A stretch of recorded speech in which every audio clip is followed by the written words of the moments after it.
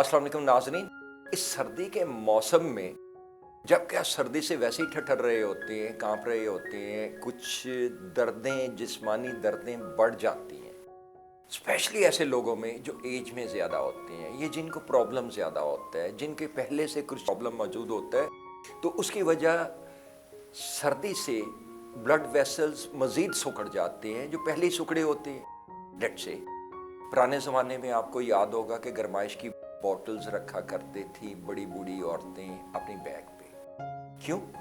कि गर्माइश से blood vessels फैलते हैं और सर्दी से स्क्वीज करते हैं। तो जहां कुछ नर्व्स, स्पाइनल नर्व्स, या जहां पे पहले ही प्रॉब्लम एग्जिस्ट कर रहा हो, लेट्स से आपके घुटनों में दर्द है, आपके कंधों में दर्द है, आपकी कमर में दर्द है, तो उस जगह पे जहां के पहले से प्रॉब्लम एग्जिस्ट कर रहा हो, जब सर्दी बढ़ेगी तो मजीद दर्द आएगा।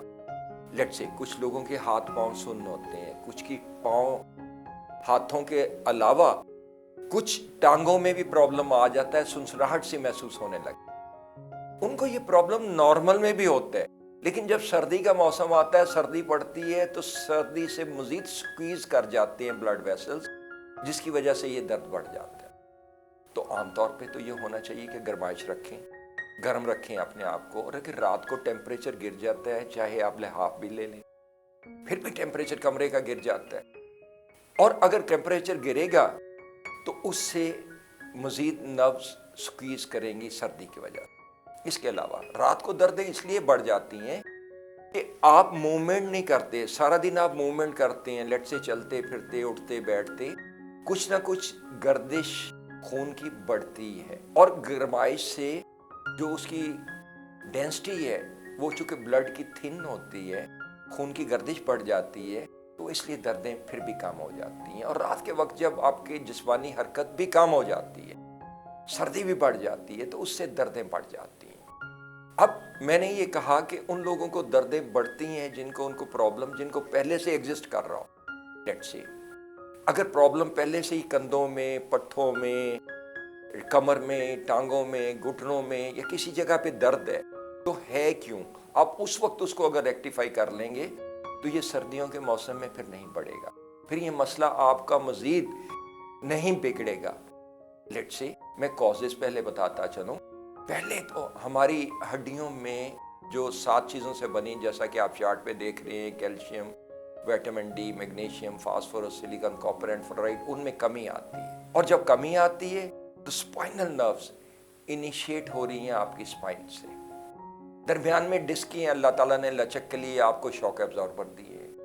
जब बोन स्पाइनल डिजेनरेशन में जाती हैं, इन चीज़ों की कमी जो मैंने मेंशन की अभी, तो उससे नर्व्स के खिंचाव, चलते फिरते, उठते बैठते जो नर्व्स पे खिंचाव आता है, या हल्का सा को बहाना बन जाता है, कोई सामान उठा लिया, कोई झटका लग गया जिस्म को, तो उससे डिस्कें दरमियान में से बल्ज हो जाती हैं। जो आपके शॉक अब्जॉर्बर अगर गाड़ी के बैठे हो, काम ना कर रहे हो, तो आपकी गाड़ी प्रॉपर चल सके।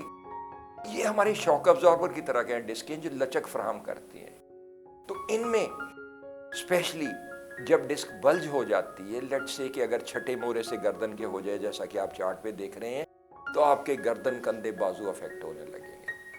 सांस का मर्ज भी सर्दियों में बढ़ जाता है कुछ उन लोगों का जिनकी या तो T1, T2 जहाँ से सांस की रिफ्लेक्सेस आती प्रॉब्लम होता है, या जिनके फेफड़ों में कोई कंजेशन होती है, कोई प्रॉब्लम होता है, कोई इन्फेक्शन होती है, उनको भी सांस की नालियों में तकलीफ होने लगती है।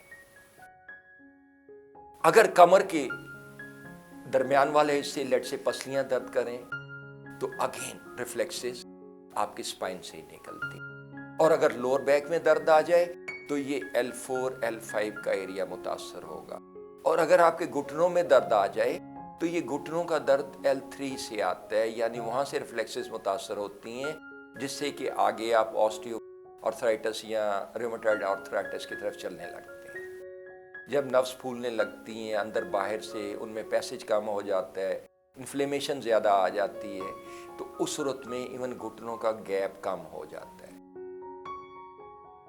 और अगर ये प्रॉब्लम एग्जिस्ट कर रहे हो, यानी पहले ही उनमें अकड़ाहट है, नर्व्स में अकड़ाहट है, दर्दें पहले भी होती हैं उठते बैठते, تو جب سردی کا موسم آتا ہے اور رات کا اسپیشلی ٹائم ہوتا ہے تو اس میں یہ دردیں بڑھ جاتی ہیں۔ تو ایک تو آپ تھوڑا سا جب ایسا پرابلم ہو تو یقین کریں کہ سردیوں کے موسم میں اس سے پہلے یا جب بھی پرابلم آئے تو پرابلم تو دور کرانا ہے نا، اس کا تو حل کچھ کرنا ہے، تو ان کا علاج بہتر ہے کہ آپ وقت پہ کریں اور ان دردوں کو دور کرائیں۔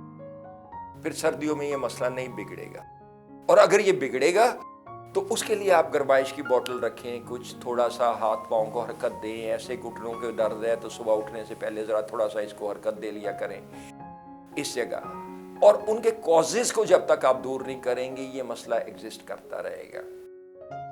اسپائنل کارڈ یا گھٹنوں کی ایڈجسٹمنٹ یا جوائنٹس کی ایڈجسٹمنٹ ہم کائروپریکٹر بغیر میڈیسن اور بغیر سرجری کے کرتے ہیں۔ میں پروگرام کرنے کا مقصد صرف یہ ہے آپ کو بتانا ہے کہ سردیوں میں دردیں بڑھتی کیوں ہیں، اور ان کا روٹ کاز جب تک دور نہیں کریں گے فائنلی یہ مسئلہ حل نہیں ہوگا۔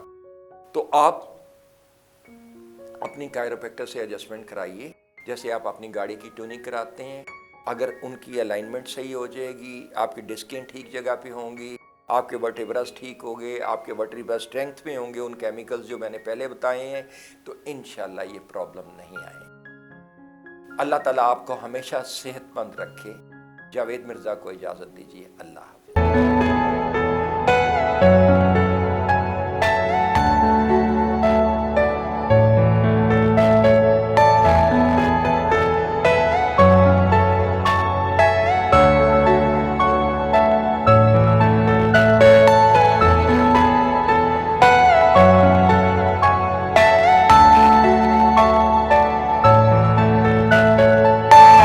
Are you all my personal dreams?